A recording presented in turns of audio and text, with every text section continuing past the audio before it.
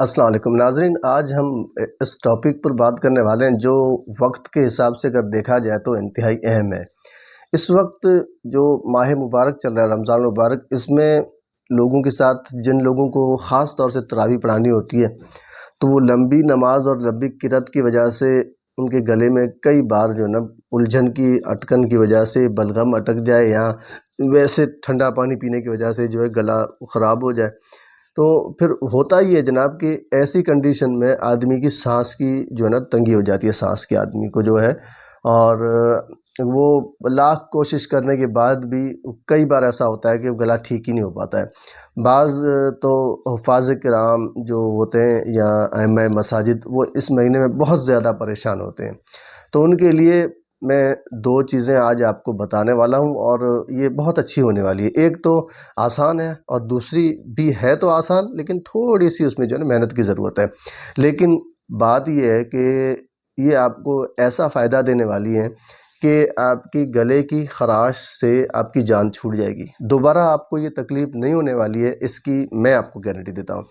اس لیے اگر آپ نے اس کو کر لیا تو واقعی میں یہ آپ کی گلے کی خراش، گلے کے اندر جو بلغم اٹکا ہوا ہے، گلے کی گھٹن ہے، آپ کی آواز بہت سریلی تھی لیکن اب وہ آواز ایک دم سے پتہ نہیں کیا ہو گیا، وہ ٹھیک چل ہی نہیں رہی ہے۔ لوگ بھی سوچتے ہیں کہ امام صاحب یہ صحیح پڑھا رہے تھے اور ابھی 6-7 روزے ہوئے ہیں، اس کے بعد پتہ نہیں یہ کیا ہوا، یا 10 روزے ہو گئے اس کے بعد پتہ نہیں ان کو کیا ہو گیا۔ تو اس طریقے سے لوگ پریشان بھی ہوتے ہیں، تو پھر بعض لوگ پوچھتے بھی ہیں کہ آپ کو کیا ہو گیا، تو بتاتے بھی ہیں کہ کوئی خاص چیز نہیں کھائی پی ہے، پھر بھی جو ہے نا موسم کے حساب سے کچھ تھوڑی سی بھی چیز آدمی شدت کی وجہ سے اگر ٹھنڈی چیز کھا لیتا ہے تو جو ہے بعض علاقوں میں زیادہ گرمی ہونے کی وجہ سے پھر ان کے ساتھ یہ مسئلہ ہو جاتا ہے، کیونکہ پیٹ میں جو ہے نا گیس بھی بنتی ہے، اس کے ساتھ ساتھ پھر بلغم بھی ہو جاتا ہے آدمی کو۔ یہ کچھ چیزیں ایسی ہیں نا جو اکٹھی ہو جاتی ہیں۔ بہرحال یہ بحث بہت زیادہ لمبی ہے، اگر اس میں ہم پڑھیں گے تو ہم کو مسئلہ جو ہے پورا سمجھ میں نہیں آئے گا، بات ادھر کی ادھر ہو جائے گی۔ تو لہٰذا ہمیں اب کرنا یہ ہے کہ ہماری سانس کو کیسے بحال کرنا ہے، کیسے ہم اس سانس کی تنگی کو دور کریں تاکہ ہمارے جسم کے اندر سے بلغم بھی نکل جائے، سانس بھی ہماری ٹھیک آنے لگے، اور ہمارے ساتھ جو گلے کا انفیکشن یا پرابلم ہو رہی ہے وہ بھی ٹھیک ہو جائے۔ دیکھیں اس کے ساتھ اور بھی چیزیں ہوتی ہیں، میں آپ کو بتا دوں۔ جب گلا دکھتا ہے تو آدمی کے اندر سستی کاہلی بھی آنی شروع ہو جاتی ہے، کیونکہ جو ٹانسلس ہوتے ہیں ہمارے، جن کو غدود کہا جاتا ہے، یہ جہاں پہ جس کو ڈاکٹر کہتے ہیں کہ آپ کو تھائرائڈ ہو گیا ہے، یہ جہاں پہ جو ہوتے ہیں گلے میں، یہ جب متاثر ہوتے ہیں تو باڈی کا ٹیمپریچر جو ہے نا ڈاؤن ہوتا ہے، پھر بخار کی کیفیت، جسم کا ٹوٹنا، سردی لگنا، کھانسی، بلغم، اور اسی طریقے سے گلے میں کھڑکھڑاہٹ اور خراش، یہ تمام چیزیں جو ہے نا اسی ایک چیز کی وجہ سے ہو رہی ہوتی ہیں جس کو لوگ بہت کم سمجھتے ہیں۔ تو یہ چیز بتانا انتہائی ضروری تھی۔ اب آپ نے کرنا کیا ہے؟ سب سے پہلی چیز تو یہ ہے کہ آپ نے کوشش یہ کرنی ہے کہ جب آپ افطاری کریں تو ٹھنڈی چیزیں کم استعمال کریں، بالکل نہ کریں تو اور بہتر ہے۔ ایک پانی کا گلاس پی لیں، ساتھ میں 2-3 کھجوریں کھا لیں، بس یہ آپ کے لیے کافی ہے۔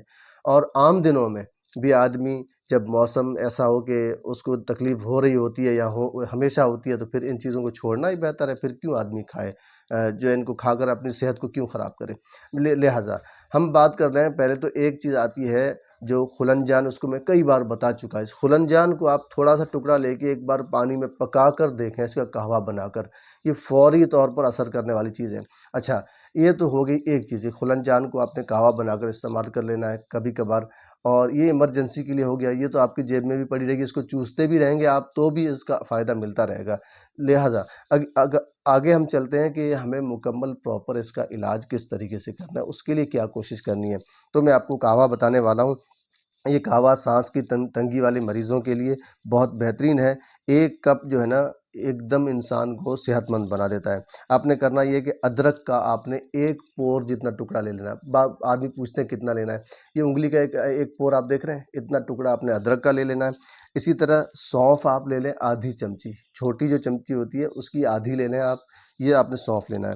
اسی طرح پودینہ ہے، اس کی جو ہے نا آپ اگر کچا آپ کے پاس ہے تو ٹہنیاں لے لیں تقریباً 30-40، یا اگر آپ کے پاس ویسے خشک پودینہ ہے تو 1 چمچی یا 1.5 چمچی آپ لے لیں، اس میں ملا لیں، ٹھیک ہے۔ ملیٹھی اگر آپ ملیٹھی ہے تو اس کو آپ تھوڑا چھیل لیں، مکشر ملیٹھی کہتے ہیں، یعنی چھلی ہوئی۔ تو چھلی ہوئی ملیٹھی کو آپ نے 2-3 ڈنڈیاں اس کی اتنی انگل کے برابر کی لے لینی ہے اور ان کو اوپر سے چھیل لینا ہے۔ چھیلنے کے بعد ان تمام کو آپ 1.5 کپ پانی میں ابالیں۔ ابالنا کتنا ہے یہ بھی ایک مسئلہ ہے، 2 ابال آ جائیں، ایک بار پانی آپ کا اوپر اٹھے پھر بیٹھ جائے پھر اوپر آ جائے، آپ نے اس کو چھان لینا ہے۔ چھان کے اس کے اندر شہد ملائیں یا گڑ ملائیں، چینی آپ نے بالکل نہیں ملانی ہے۔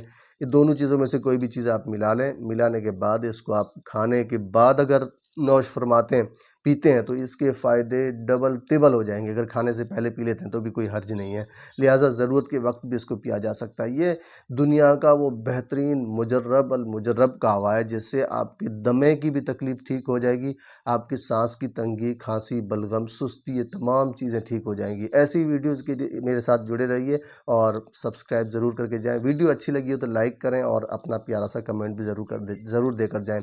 ملتے ہیں اگلی ویڈیو میں، اللہ حافظ۔